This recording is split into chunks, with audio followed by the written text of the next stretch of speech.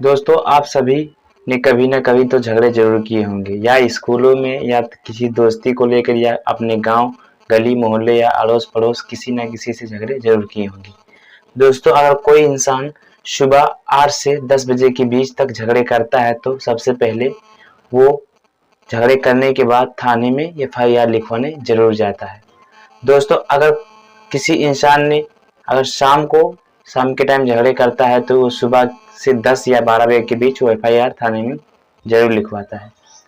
दोस्तों, एफआईआर लिखवाने के बाद वहाँ से थाने के अधिकारी जो कि बाइक या स्कूटी या किसी कार या किसी आपके घर आते हैं और आपके नाम को लेकर, जिस नाम से एफआईआर दर्ज करा जाता है, उस इंसान के नाम को लेकर उसके घर जाकर उन्हें पुकारते और बुलाते हैं।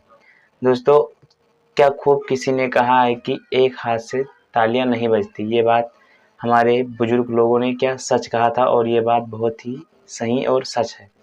दोस्तों, एक हाथ से कभी भी ताली नहीं बजती। उसी प्रकार बिना एक पक्ष से झगड़े नहीं होते हैं, दोनों पक्ष आपस में झगड़े करेंगे तभी झगड़े होता है। दोस्तों, ऐसे ही मैं बात करने जा रहा हूँ कि झगड़े तुरंत होते हैं, उसमें किसी न किसी प्रकार की बातों को लेकर अशब्द गालियाँ गलौज दिए जाने पर, अशब्द बातें बोले जाने पर गांव या गली या मोहल्ले में झगड़े होते हैं तो उसमें अशब्द बातों का उपयोग किया जाता है और इस प्रकार से एक दूसरे पक्ष को एक पक्ष उसको गाली देता है, एक पक्ष उसको गाली देता है, यानी कि दोनों पक्ष एक दूसरे को गाली गलौज देते हैं तभी झगड़े होते हैं।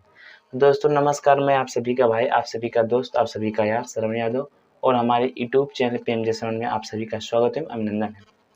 दोस्तों, थाने में एफआईआर दर्ज कराने के बाद पुलिस आती है और घर पे बुलाती है। बुलाने के बाद दोस्तों, अगर जो इंसान गलत नहीं होता है वो सबसे पहले थाने पे ज़रूर जाता है। मैं बताने की कोई बात नहीं, आप लोग झगड़े ज़रूर किए होंगे और आप लोगों को ये बात बहुत ही अच्छे से ज़रूर पता होगी। दोस्तों, थाने जाने के बाद वहाँ जो गलत नहीं होता है उसे गिरफ्तार तुरंत कर लिया जाता है, क्योंकि गलत इंसान जो होता है वो डरता नहीं है। जो गलती किया होता है वो डरता नहीं है, वो तो जानता है कि मैं गलत हूँ। और जो सच्चा और ईमानदार होता है वो हमेशा डरा होता है कि कहीं मेरी गलती ना सामने आ जाए, इसलिए वो इंसान सबसे पहले थाने में अपनी एंट्री ज़रूर करता है ताकि वो लोगों और गांव गली मोहल्लों और समाज की नज़रों में हमेशा एक नेक इंसान बना रहे।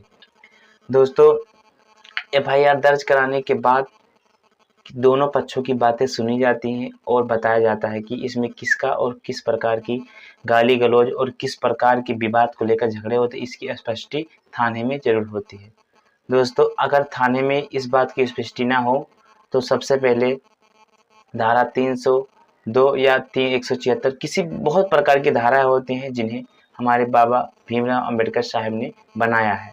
दोस्तों, अगर वो नहीं होते इस भारत में तो सन 15 अगस्त 1947 को हमारा भारत आज़ाद होता है और उसमें अंग्रेज़ों के द्वारा बनाए गए हुए नियमों पर हम सभी भारतीय चलते हैं। दोस्तों, कुछ बात ऐसे होते हैं कि जिन शख्स ने हमारे भारत के संविधान को बनाया उन्हीं को ही नीचा हमारे समाज में दिखाया गया था। दोस्तों, बाबा भीमराव अंबेडकर जिस समय अपने जीवन में अपने पढ़ाई को पढ़ रहे थे उस टाइम उन्हें स्कूलों से दलित और गरीब और एक भिखारी लड़का बोलकर निकाल दिया गया था। दोस्तों, किसी को क्या पता था कि आगे चल के यही लड़का एक बहुत ही अच्छी और भारत का एक अच्छा नेता बनेगा और हम सभी को एक अच्छी भारत के संविधान को धाराएं जैसी बहुत सी धाराएं इन्होंने लिखी हैं और हमारे भारत के संविधान को बनाया है।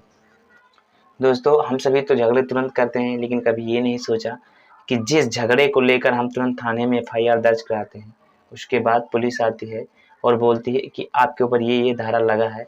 इसके बारे में हमने कभी अपने दिमाग में नहीं लाया कि आखिर किस शख्स ने इन सब चीज़ों को इतना स्पष्टी और इतनी सच्चता और इतनी अच्छे से लिखा है कि किसी भी इंसान के साथ गलत नहीं हो सकता है। वो अलग बात है कि कानून अंधा होता है, कानून को तो सिर्फ सबूत चाहिए। दोस्तों, वो तो कानून अंधा होता है, ये सभी को पता है। लेकिन बाबा भीमराव अंबेडकर ने भी हार नहीं माना और अपने भारत देश को एक अच्छे लेवल पर और अंग्रेज़ों के शासन से छुड़ाने के लिए उन्होंने 1950 में 26 जनवरी 1950 में हमारे देश का संविधान लागू होने का समय आया।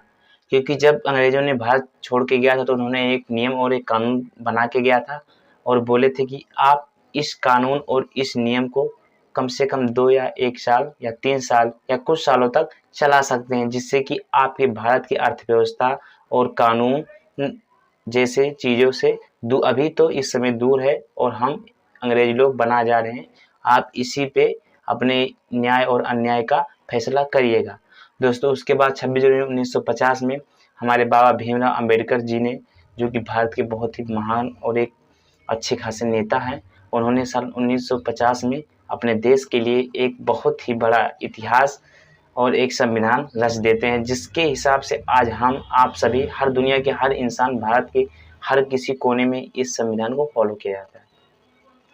दोस्तों, बाबा भीमराव अंबेडकर ने बहुत ही गजब से हर प्रकार की गलतियों के लिए हर प्रकार की धाराएं बनाए हैं और इसी धाराओं को लेकर इंसान के ऊपर लगाया जाता है, जिससे कि वो उसको अपनी गलतियों का एहसास ज़रूर होता है। आप सभी भी कभी न कभी झगड़े तो किए होंगे और आपने पड़ोसियों को या किसी के खेत या किसी के घर या किसी मुद्दे को लेकर झगड़े ज़रूर हो जाते हैं।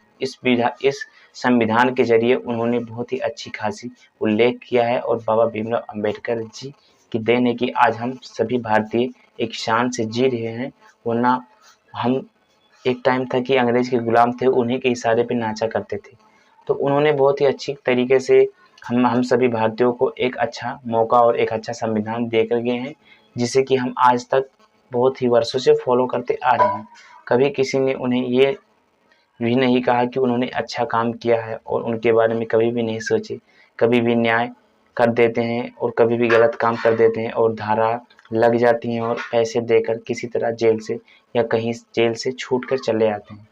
कभी भी उन्होंने अपने दिलों में इस बात को ज़हन नहीं किया। लेकिन दोस्तों, बाबा भीमराव अंबेडकर ने अपने बचपन में ये सोचा था कि मैं भारत का एक अच्छा खासा नेता बनूँगा और उन्होंने बन के दिखाया।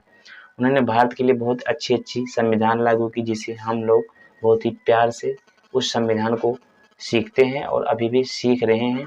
तो दोस्तों, बाबा भीमराव अंबेडकर के लिए एक लाइक, एक शेयर, एक कमेंट ज़रूर बनता है और बताइए आप सभी कि इस वीडियो में आपने क्या सीखा और कमेंट ज़रूर करिएगा किस चीज़ के बारे में सीखा, ताकि मेरा हौसला ऐसे ही बढ़ता रहे और मैं आप सभी की आप हमारे यूट्यूब चैनल पर पहली बार हमारी वीडियो देख रहे हैं तो चैनल को सब्सक्राइब जरूर करिएगा दोस्तों, और यूट्यूब चैनल को और साथ में बेल आइकन पर जरूर करिएगा, ताकि कि सबसे पहले हमारे द्वारा बनाए गए वीडियो की नोटिफिकेशन आप तक पहुंचे और सबसे पहले आप हमारी वीडियो देख सके।